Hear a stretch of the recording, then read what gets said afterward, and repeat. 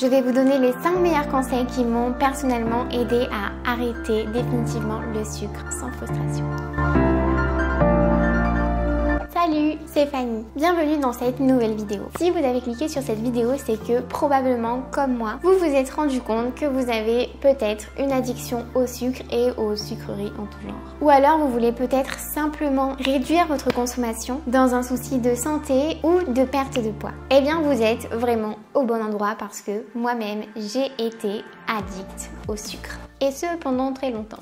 Ça, c'était avant que je me lance dans ma perte de poids et dans la musculation. Clairement, j'adorais les sucreries et ma préférée, c'était de loin les chamallows. Et quand je vous dis que c'était ma préférée, c'est que quand je commençais à en manger un, j'en mangeais 30 quoi. D'ailleurs, même au niveau des boissons, en fait, je ne buvais pas d'eau, je ne buvais que des boissons sucrées, comme par exemple l'ice tea. J'adorais l'ice tea. D'ailleurs, même boire mon café sans sucre, c'était impossible. Et pour vous dire, je rajoutais même du sucre dans mon chocolat chaud du matin quand il m'arrivait d'en prendre. Si vous êtes dans le même cas que moi à cette époque, je sais combien ça peut être dur, difficile d'arrêter le sucre. Parce qu'il faut vraiment se dire que c'est une réelle addiction. Et d'ailleurs, comme toute addiction, ça va nécessiter un sevrage. Mais par-dessus tout, une bonne méthode pour s'en libérer. Et c'est justement tout le but de cette vidéo, vous partager ma méthode. Donc pour ça, je vais vous partager mes 5 conseils qui m'ont permis moi personnellement de réduire ma consommation en sucre. Et ce, en douceur et surtout sans aucune frustration. D'ailleurs, si cette vidéo vous plaît, n'hésitez pas à la liker, à vous abonner à la chaîne en activant la petite cloche pour ne rien rater des prochaines vidéos que je vous prépare. Allez, maintenant, on va tout de suite voir comment arrêter le sucre. Alors, on commence avec mon tout premier conseil qui va vous permettre dans un premier temps de réduire votre consommation en sucre, c'est de remplacer le sucre par du miel. Alors oui, je vous vois venir et vous aurez raison, le miel c'est également du sucre pur. Mais là où il y a vraiment une différence,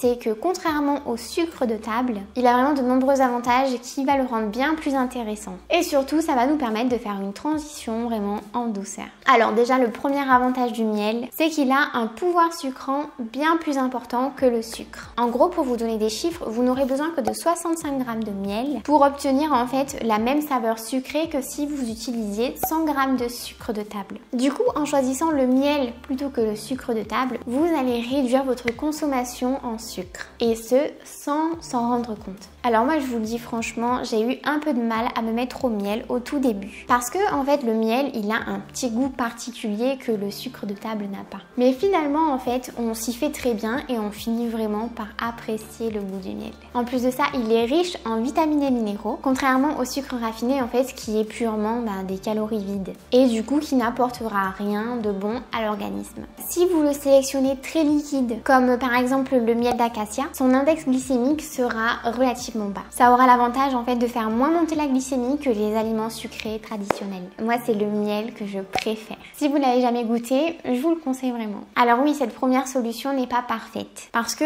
le miel ça reste quand même un apport en sucre. Mais si vous avez une réelle addiction comme moi je l'avais, passer au miel, c'est déjà un changement significatif dans vos habitudes. Et surtout, en fait, ça va être un premier pas nécessaire pour réussir à réduire petit à petit, en douceur, sa consommation en sucre, jusqu'à finir par l'arrêter complètement. Le second conseil que j'ai à vous donner pour arrêter votre consommation de sucre, c'est de réduire votre consommation progressivement. Alors, généralement, il y a 2 façons de faire pour arrêter de consommer du sucre. D'un côté, il y a la méthode brute qui consiste à arrêter de façon assez brutale du jour au lendemain et il y a des personnes à qui ça réussit très bien. Mais personnellement, je préfère la seconde méthode qui a été vraiment très efficace avec moi. Il s'agit de la méthode douce où en fait on va chercher à réduire progressivement le sucre qu'on consomme, vraiment dans un objectif de contrôler notre frustration et éviter les craquages parce que ça peut arriver.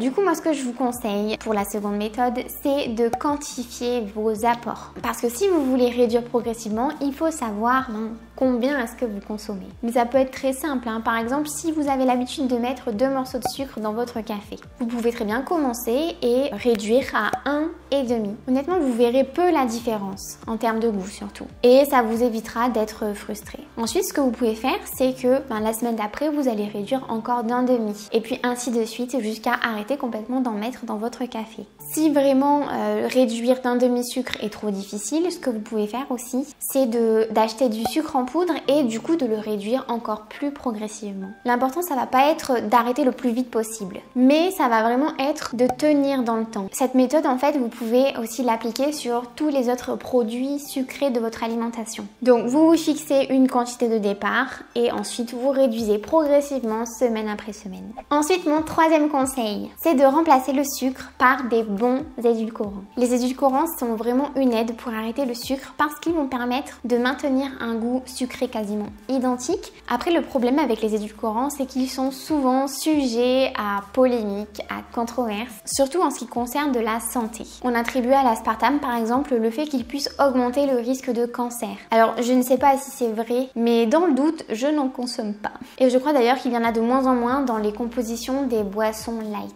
À la place de cet édulcorant, je vous conseille la stevia, mais pas n'importe laquelle. Parce que la plupart du temps, dans les magasins, on retrouve la stevia sous forme de sucre en poudre ou de morceaux. Et dans ce cas-là, en fait, si vous regardez sa composition, c'est composé de très peu de stevia et de ce qu'on appelle des agents de charge. Alors, en général, ça sera soit de la maltodextrine qui n'est rien d'autre que du sucre, donc sans intérêt, ou alors de l'érythritol qui vous apportera des maux de ventre si vous en consommez trop. Alors pour éviter complètement tout ça, moi ce que je vous conseille vraiment, c'est de consommer de la stevia pure. Moi c'est ce que je fais et ça fonctionne vraiment très bien. Par contre, vous allez voir que pour la doser, c'est quand même particulier parce que c'est un pouvoir sucrant mais énorme. Pour sucrer par exemple un yaourt, il vous faudra une pointe de couteau et ça suffira largement. Donc moi personnellement, je trouve qu'en plus c'est assez économique.